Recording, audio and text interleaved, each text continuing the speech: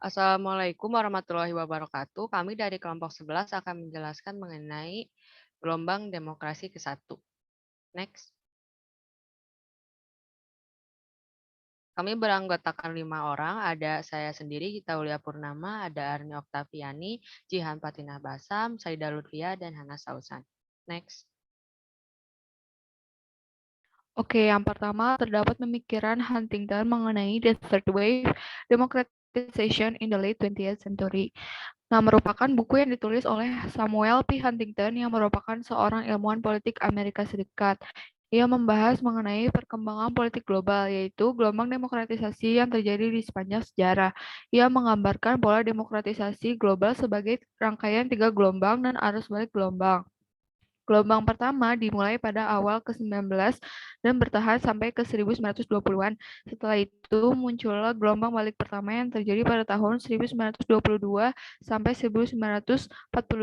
Setelah itu, ketika Perang Dunia Kedua berakhir, timbullah gelombang demokratisasi kedua. Kemudian pada pertengahan tahun 1970-an terjadilah gelombang demokratisasi yang ketiga. Boleh di next.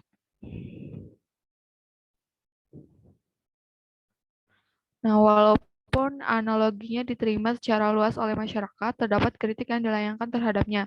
Kritik ini menggunakan dua perspektif, secara konseptual dan empiris. Secara konseptual, banyak ahli mempertanyakan definisi demokrasi yang dipahami oleh Huntington. Landasan definisi Huntington berasal dari definisi klasik Dahl tentang demokrasi yang terkandung dalam poliarki, yang berfokus pada konsep kontestasi dan partisipasi. Kemudian, Durenplatt mengkritik Huntington dengan berpendapat bahwa Huntington gagal memasukkan dimensi inklusivitas dalam ukurannya dan mengusulkan perbaikan sebagian berdasarkan angka partisipasi. Kemudian secara empiris, Huntington dikritik mengenai perkiraan insiden transisi menuju demokrasi dalam hal persentase negara-negara dunia. Sekian dari saya, terima kasih. Baik, selanjutnya mengenai latar belakang gelombang demokrasi pertama. Sebuah gelombang demokratisasi merupakan transisi dari rejim-rejim non-demokratis ke rejim-rejim demokratis yang terjadi dalam kurun waktu tertentu dan jumlahnya secara signifikan lebih banyak daripada transisi menuju arah sebaliknya. Akhir abad ke-19 memperlihatkan revolusi rangkap dalam bidang politik dan ekonomi. Gelombang demokratisasi pertama terjadi pada akhir abad ke-19, yaitu sekitar tahun 1828 sampai 1926.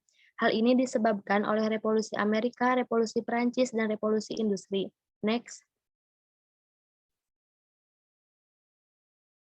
Huntington sejajar dengan premis John Markov yang mengemukakan adanya gelombang antidemokrasi yang terjadi pada tahun 1950 sampai 1970-an, tetapi kemudian dibalikkan dengan adanya gelombang demokratisasi.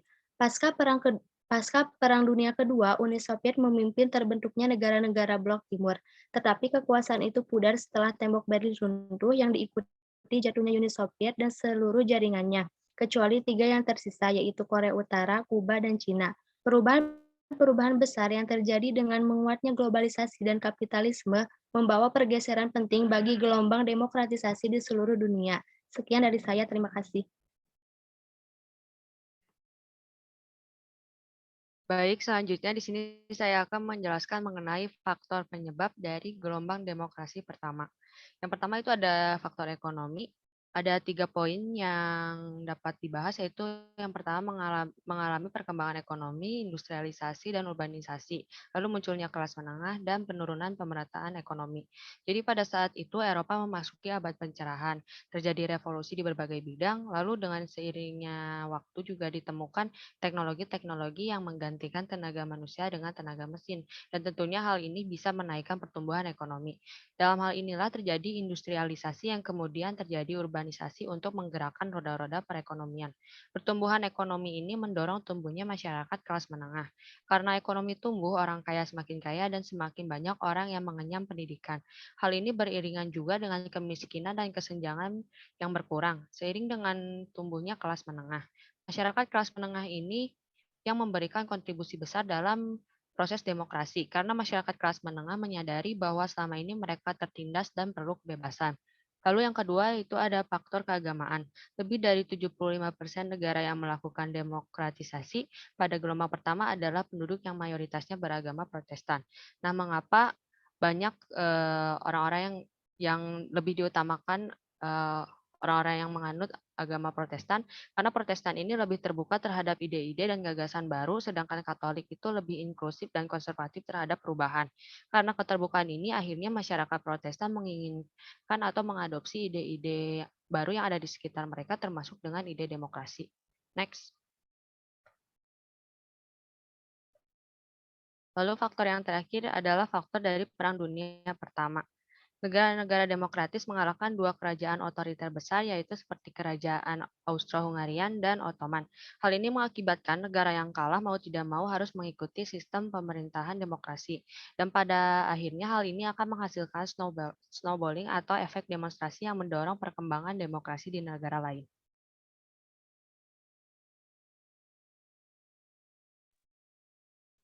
Dampak gelombang demokrasi pertama. Gelombang pertama demokrasi dapat dilihat sebagai akibat dari guncangan sistemik di mana Perang Dunia I sebagai guncangan sistemik internasional menyebabkan sejumlah negara mengalami transformasi politik.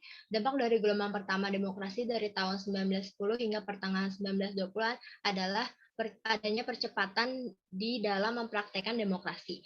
Lalu terjadinya perluasan hak memilih di mana kaum perempuan mulai diikutsertakan, lalu pembentukan lembaga demokrasi di negara-negara baru yang dibangun di atas reruntuhan monarki sebagai akibat dari Perang Dunia I, serta upaya mengadakan bentuk-bentuk konstitusional yang didasari oleh kekuatan demokratis.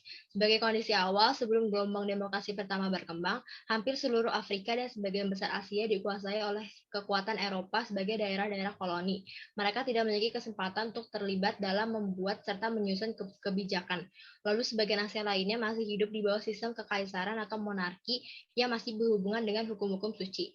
Lalu tidak ada satupun negara di Eropa yang memberikan hak suara bagi kaum perempuan dalam pemilu reguler nasional.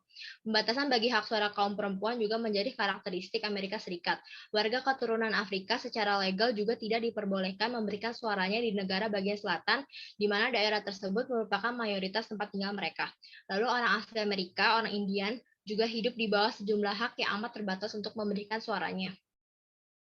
Lalu pada Perang Dunia I yang terjadi dari tahun 1914 sampai 1918 telah memberikan tekanan dan menjadi salah satu faktor yang memajukan demokrasi. Perang telah memberikan peranan bagi perluasan pemberian hak suara seperti yang terjadi di Kanada, di mana kerjasama antara kaum perempuan dan laki-laki dalam serikat buruh yang kuat telah mengakibatkan perluasan pemberian hak suara bagi kaum perempuan setelah berakhirnya perang. Lalu Inggris juga mulai mengadopsi hak pilih universal atau universal suffrage pada tahun 1918, meskipun pada prakteknya belum betul-betul merupakan pemungutan yang bersifat setara. Setelah perang berakhir, pemerintah juga seperti memiliki kesadaran baru untuk memberikan penghormatan atas jasa-jasa para veteran perang dengan cara memberikan perluasan hak-hak politik mereka, yang sebelumnya terdapat kelompok-kelompok yang dikecualikan. Sebagai contoh, tahun 1919, orang-orang Indian Amerika yang telah memberikan jasa militernya dihadiahi hak untuk mengajukan kewarganegaraan secara resmi oleh pemerintah. Ekspansi pemberian hak suara yang terjadi pasca perang ini dilakukan pemerintah yang berkuasa sebagai reaksi atas ketakutan terhadap terjadinya revolusi sosial. Dalam hal ini, revolusi Rusia adalah salah satu contoh yang menakutkan. Pemerintah memiliki kekhawatiran di mana ketika kembalinya ratusan atau bahkan jutaan tentara dari medan perang yang berdarah dengan segala keadaan terluka, cacat, serta terbiasa pada kekerasan, akan memunculkan kesadaran dalam diri mereka atas ketidakadilan yang terjadi, di mana mereka dipaksa untuk berperang, sementara para jenderal dan penguasa yang merencanakan strategi perang ada di dalam tenda atau istana dengan penuh fasilitas. Sehingga ketika para veteran kembali, pemerintah secara mendadak memberikan suaranya juga dukungan dan kekuasaan yang besar bagi parlemen dalam upaya pencapaian hak memilih yang bersifat universal dan equal. Boleh selanjutnya? Baik, selanjutnya Samuel Huntington menggambarkan pola demokratisasi global sebagai rangkaian 3 gelombang dan gelombang terbalik. Gelombang pertama demokratisasi dimulai pada awal abad ke-19 dan bertahan hingga tahun 20-an. Dengan banyak negara demokrasi yang waktu itu mundur ke otokrasi, yaitu gelombang terbalik pertama. Gelombang pertama dimulai pada awal abad ke-19 tahun 1814 dan puncaknya pada awal 1920-an. Sementara pada tahun 1930-an, dunia mulai menunjukkan sejumlah besar transisi otokratis. Perang Dunia I menjadi guncangan bagi dunia internasional yang menyebabkan sejumlah negara mengalami transformasi politik. Hal ini juga mengakibatkan penciptaan banyak negara baru yang umumnya mengadopsi bentuk pemerintahan demokratis. Negara-negara baru ini rata-rata jauh lebih demokratis daripada negara-negara sebelumnya, yaitu sebelum tahun 1914. Semua jenis negara mengalami kemunduran umum yang mencirikan gelombang terbalik tahun 1930-an. Tetapi negara-negara yang baru dibentuk mengalami kejatuhan yang lebih tajam dengan adanya demokrasi daripada negara-negara yang lebih tua. Perhatikan gambar berikut. Grafik ini menunjukkan tingkat rata-rata demokrasi semua negara dan tingkat rata-rata demokrasi di antara negara yang berasal selama atau setelah Perang Dunia Pertama pada tahun 1914 sampai 1922. Perhatikan bagaimana nilai rata-rata memuncak dengan dibentuknya negara-negara ini dan kemudian jatuh mencapai palung dengan dimulainya Perang Dunia Kedua. Negara-negara baru ini sendiri memainkan peran penting dalam menentukan gelombang dan kemunduran berikutnya yang terkait dengan pola demokratisasi global. Huntington menampilkan pertumbuhan panjang demokrasi di abad ke-19 sebagai gelombang pertama demokratisasi yang panjang dan bertahap.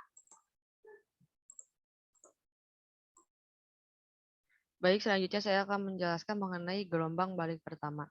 Gelombang balik pertama ini terjadi pada tahun 1922 sampai dengan 1942.